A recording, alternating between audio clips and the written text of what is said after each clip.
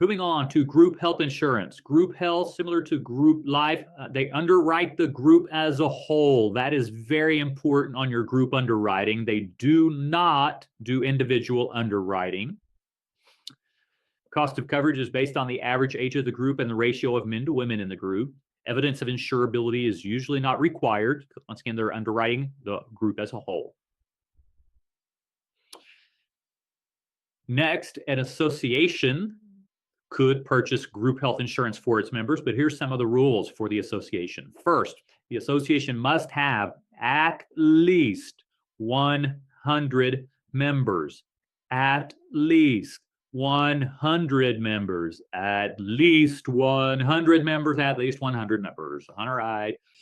Now, what do you think is important about an association? You would be correct if you said at least 100 members. Now, there's other rules. They have to have a constitution, bylaws, and hold annual meetings. But I promise you, on your test, where they will try and trick you is the at least 100 members. Now, remember, with your group health, you as an employee do not own the plan. It's owned by the company. So the employer gets a master policy. Employees do not get a policy. What you do get are certificates of insurance. That's really important for your test, by the way. Now, if you leave your employer, you have a conversion privilege.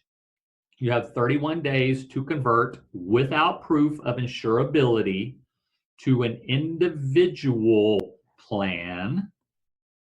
Now, if you do have pre-existing conditions and you want to convert, you cannot be declined, okay, because you're doing it without evidence of insurability. However, the insurer can evaluate you so that if you do have pre-existing conditions, two things could happen. Number one, you could get lesser benefits than what you had in the group plan. And number two, you could get rated up, paying a higher premium. Okay, so that is the conversion privilege. Going to an individual plan without evidence of insurability within 31 days, but you could get rated up and get lesser benefits. Now let's look at how that conversion privilege differs from COBRA. COBRA, which is the Consolidated Omnibus Budget Reconciliation Act of 1985, that is federal legislation. Now there's a lot of numbers here in COBRA that I need you to know. First, COBRA applies to employers with 20 or more employees to extend group health coverage to terminate employees and their families after a qualifying event. Qualifying events under COBRA are voluntary termination of employment for reasons other than gross misconduct, such as company downsizing, or employment status change from full-time to part-time. So those are the qualifying events under COBRA. For any of these qualifying events, the employee has 60 days to exercise their extension to COBRA, and then it must provide coverage for up to 18 months. Now, the maximum time period for COBRA is 36 months, but it is specific to death of the employee, and the family can stay on COBRA for up to 36 months. Divorce, then the old ex can stay on COBRA for up to 36 months. Or in states that actually have legal separation, the legally separated spouse can stay on COBRA for up to 36 months. Now remember, with COBRA, you are staying on the group plan.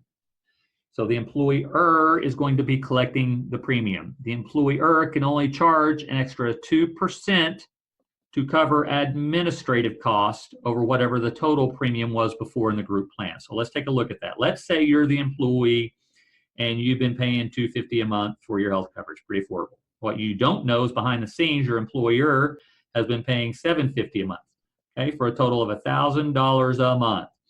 You have a qualifying event, you want to get on COBRA. You get a letter from the insurance company that says, welcome to COBRA. Your new monthly premium will be $1,020 a month. And you're like, how in the Hades did it go from $250 up to $1,020? Well, it's whatever you were paying. Now the employer ain't going to pick up his part anymore. You're going to have to pay that for a total of $1,000 a month.